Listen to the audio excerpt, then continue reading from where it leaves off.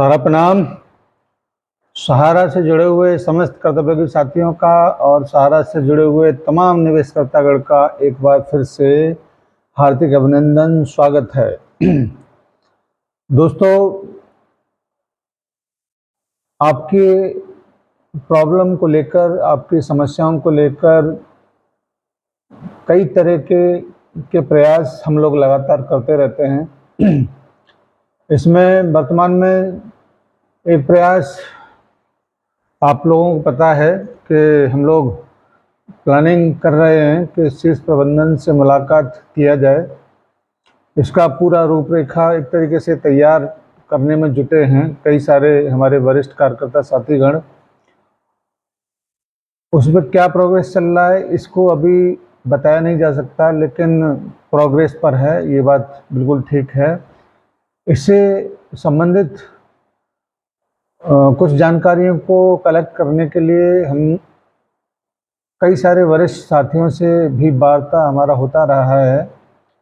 और कल ही की बात है, एक वरिष्ठ साथी से बात हुआ और बहुत सारे लोग फ्रस्ट्रेशन में तमाम तरीके की बात कहते हैं। उन सारी चीज़ों को सुनकर देखकर थोड़ा सा दुख भी होता है और उन लोगों की मजबूरी को भी समझा जा सकता है।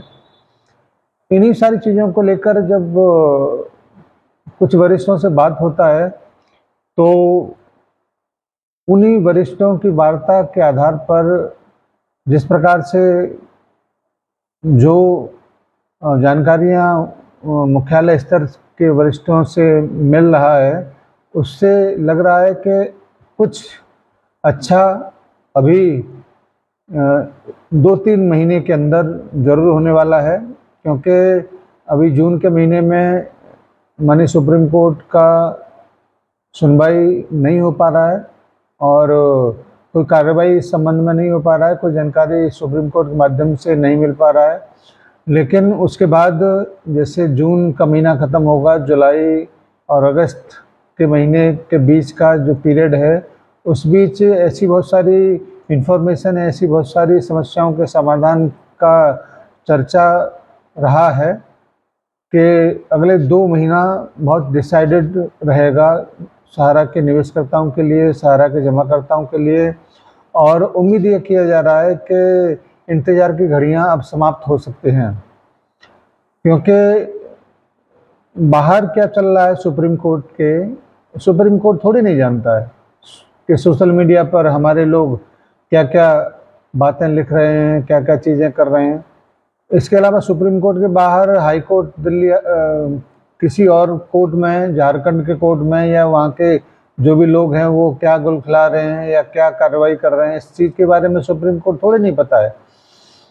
सहारा इंडिया परिवार इस वक्त जवाबदेह केवल सुप्रीम कोर्ट के लिए है, क्योंकि सुप्रीम कोर्ट में जिस मामले को लेकर बात चल रहा है वो सहारा के जमाकर्ताओं के भुगतान को लेकर ही है। उसके अलावा कोई कोर्ट, हाई कोर्ट हो या निचली अदालतें हैं, कोई भी कार्रवाई अगर वहाँ पर होता है तो उसको सुप्रीम कोर्ट में चैलेंज करके उसको डिस्ट्रॉय किया जा सकता है। इसलिए मेरा ये मानना है कि सुप्रीम कोर्ट ही सर्वे सर्वा है, सुप्रीम कोर्ट भी सर्वोपरि है और उससे अलग कुछ कोई और कुछ कर नहीं सकता। साथियों, 2-3 महीने के बाद या 2-3 महीने के बीच में क्या क्या चीज़ें हो सकती हैं और क्या फ़र्क पड़ सकता है, इस बारे में बात करने की आवश्यकता है।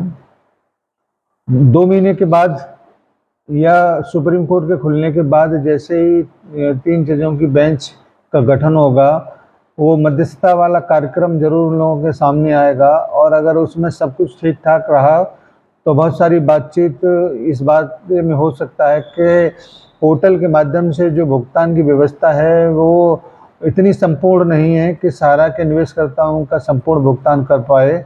इसीलिए मध्यस्थता के मामले में ऐसा जरूर हो सकता है कि भुगतान की व्यवस्था, भुगतान की जिम्मेदारी वहाँ के जो फील्ड के कार्यकर्ताओं के माध्यम से होना है या सहारा के कार्यालय के माध्यम से होना है या सहारा को सुप्रीम कोर्ट की देखरेख में करना है। इस तरीके की कोई चीज़ या इस तरीके की कोई बातचीत उसमें ज़रूर शामिल हो सकता है।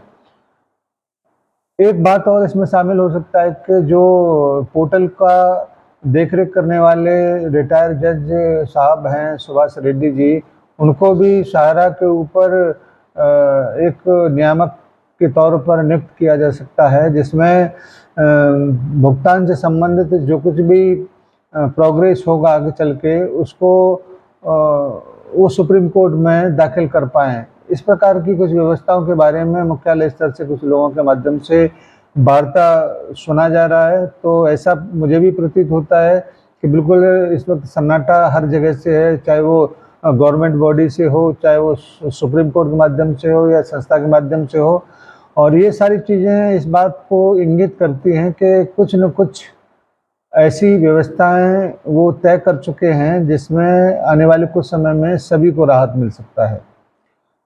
मैं एक बात और कहना चाहूँगा, सोशल मीडिया पर मैं अपने आर्टिकल लिखता हूँ तो मैक्सिमम 10, 20, 30 हज़ार लोगों तक उसका पहुँच हो पाता है, और जितने और अन्य साथी इस आर्टिकलों को फॉरवर्ड इधर उधर करते हैं या उसमें कुछ संशोधन करते हैं, उनका भी मैं गारंटी के तौर पर कहता हूं कि लाइक का भी उनका 150 से ज़्यादा नहीं जाता होगा। लेकिन सोचने वाली बात यह है कि हम हैं कितने। हम अपने आप को 10-12 लाख बताते हैं और हमारे डिपॉजिटर्स को अगर शामिल कर लिया जाए तो 13-14 करोड़ बताते हैं। उसमें 10-20 हज़ार क्या मायने रखता है। या हमारा यूट्यूब पर जो रीच है वो लगभग 1.5 लाख लोगों के बीच में पहुंचने का है, तो उसमें ये 1.5 लाख भी कोई मायने नहीं रखता। यानी कि हम अपनी बातों को रखने का जो एक प्लेटफॉर्म है या जो जगह हम बनाते हैं अपने साथियों के बीच में, वो भी इतना नहीं है कि हम संपूर्ण बातें अपने समस्त साथियों के बीच में रख पाएँ। इसीलिए जो कुछ भी अब असर सोशल मीडिया के माध्यम से हम डालना चाहते हैं, वो असर किसी भी व्यक्ति के माध्यम पर नहीं पहुंच रहा है। और इसी वजह से मैं कहता हूँ सोशल मीडिया है ज़रूर हल्ला करने लायक, लेकिन समाधान सुप्रीम कोर्ट के माध्यम से ही होगा। लेकिन मैं ऐसे लोगों का हौसला नहीं तोड़ना चाहता जो सोशल मीडिया पर अपने अपने प्रयासों से लगे हुए हैं। आप लगे रहिए, क्योंकि एक चोट से पहाड़ नहीं टूटता, लेकिन उसका छोटी छोटी चोट से असर जरूर होता है। इसलिए साथियों, आप सभी से मेरा विशेष आग्रह यही रहता है कि आप जो कुछ भी सोशल मीडिया पर अपने प्रयास को करते हैं उससे बहुत बड़ी उम्मीद आप लोगों को रहती है, क्योंकि हम अपेक्षित लोगों तक नहीं पहुंच पाते। इस वजह से परिणाम में विलम्ब होता चला जा रहा है। साथियों,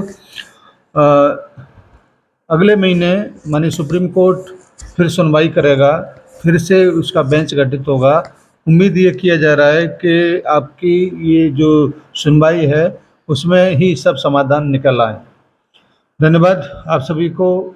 मेरे एक छोटे से प्रयास से बहुत सारे लोगों को उम्मीदें बनती हैं, और हम अपने जो कुछ भी लोगों से पहचान होती है वहाँ से बात करके आपके बीच में अपनी बातों को रखने का प्रयास करते हैं।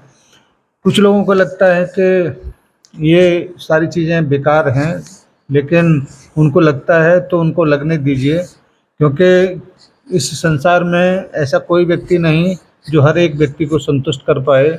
इसलिए जिन लोगों को लगता है कि कुछ नहीं है, फालतू की चीज़ें हैं, वो देखें, निकलें चुपचाप से।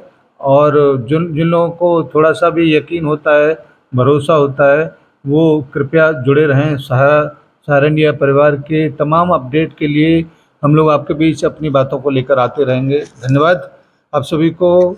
सादर सारा प्रणाम, और निवेशक साथियों को सादर नमस्कार।